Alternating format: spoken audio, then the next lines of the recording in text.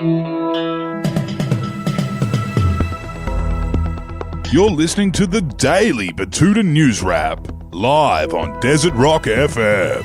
Hello, my name's Wendell Hussey and you're listening to the Batuta Advocate's Daily News Bulletin, broadcasting live from the Budgy Smuggler Bedroom on Desert Rock FM and all good podcast networks. It was a weird kind of an Easter break, and while there wasn't a whole lot of inter and intrastate travel going on, there's certainly been a fair bit happening in the news, so let's get into it. Starting off with some international news, and Jesus' long-awaited return certainly didn't go as planned on Sunday. A Batuta Advocate exclusive. We revealed that Jesus Christ was fined $1,000 after police deemed his resurrection on Sunday a non-essential outing. Emerging after a significant period of time in ISO, the Christian poster boy was unceremoniously pinged by Queensland Police for sitting down in a local park. With no exercise equipment inside and clothed in heavy robes, police reportedly decided to use their discretionary powers to give him a sharp warning about non-essential outings in the light of the whole COVID-19 thing. Christ then reportedly disappeared back into his cave, and it's not known whether he'll be coming out again anytime soon. The police told the Advocate that rules are rules, and they won't be bending them for anyone, not even Jesus Christ himself. Jack Buckley, one of our loyal readers, commented on that story saying he's a carpenter and therefore an essential worker. Should have had his trailer with him and said he's got a job on the other side of Jerusalem. Ah well, he's only young, lesson learned, no need for the media to crucify him for it. Spot on, Jack. Great point.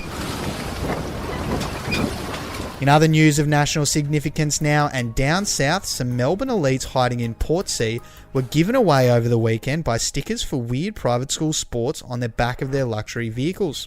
They were spotted by angry locals who said that seeing stickers for competitive croquet, sailing and even polo has given away all of the Aspen ski bunnies currently responsible for the disastrous spread of coronavirus in Victoria and the destruction of the domestic economy.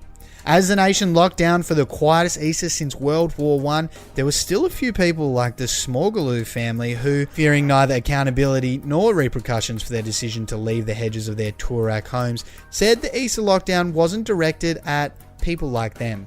And they're yet to face any actual consequences for getting caught out, but we'll endeavour to keep you up to date on that one and let you know if they do. Back home now for some local news, and a teenage daughter has briefly looked up from her phone to learn that the planet's been in lockdown for the past 3 weeks. It marked the first time in the past 21 days that the 19-year-old has looked up from her phone, causing her to realise the true horror of being trapped inside her parents' 6-bedroom Batuta Grove Tudor revival for the foreseeable future. That stunning realisation was then compounded by the revelation that her gatho was most certainly off later that night, so hopefully she's coping okay. Elsewhere around town now, and wife material whispers local woman taking half-burnt Betty Crocker fudge cake from the oven. Yes, having been in lockdown for a month, Sammy Lee thought it was time to test out her baking skills on her soon-to-be husband, which shortly after that resulted in the warm smell of perfectly cooked chocolate brownies circling around their apartment. That was then followed by the distinct smell of something burning and the smoke alarm going off, at which point the Zoom conversation ended. Bow tying today with some sports news now, and Phil Gould has promised to bring back the shoulder charge as first act if he's made the NRL CEO. With all stakeholders in the NRL currently fighting with each other amidst the COVID-19 crisis, the patron saint of Penrith has been bandied around as the next boss of the game. While he's hosed down those rumours publicly, he's also publicly said that if he were somehow, through no fault of his own, to become the CEO, he'd make sure to fix the game. Starting with the shoulder charge and then the biff. He told the Advocate that if the game's going to start back up on the 28th of May amidst the global pandemic, we shouldn't be too worried about the consequences of a few rattled melons. So he'd be bringing back the iconic big hits as the first order of business. How good would that be? So we'll wait and see if he can make it happen. But that's the last order of business for our bulletin, so it's goodbye for now. Thanks for tuning in, and we'll be back again tomorrow with your daily dose of honest, hard-hitting regional news. Until then, I'm Wendell Hussey. Goodbye.